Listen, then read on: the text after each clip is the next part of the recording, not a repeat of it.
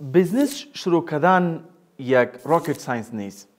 چطور یگان مردم که اتناً ماستری دارن، پیشی دارن، لیکن بازم به همراه کسای کار میکنن که اونا هیچ مکتب نرفتن، به این معلوم میشه که خودش یک مسلک است، یک راسته که باید یاد بگیری.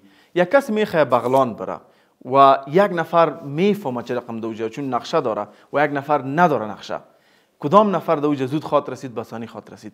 شاید هم خودت یک نظریه بزنس کمپانی یک چیز دیگه داشته باشی و نفهمی که چطور ما ایره بفهم که یه ایده خوب است یا نیست، چه رقم یک تیم جور کنی، چه رقم با بیزنس پیسه پیدا کنی، چه رقم او را پیش ببری، کدام قسم حتی فایده خود حساب کنی.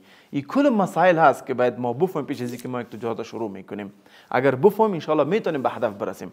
اگر نفهمیم بدون شک باز نتیجه متاسفانه بدبختانه تاوان خواهد شد. به می دلیل ما یک پروگرام، یک ورکشاپ دایر کردیم تاریخ 9 اکتبر 1:30 بجه در مرکز یولرنا. بیاین در انشالله اشتراک کنین. مطمئن هستم زیاد چیزای خواهد گرفتین، لیکن یک تقاضا از شما دارم که قلم کاغذ یادتون نره، به خاطر که مسائل دوجا باز خواهد شد. ما میخوایم که حتما نوت کنی. انشالله میبینیم روز 9 اکتبر 1:30 بجه در مرکز یولرنا.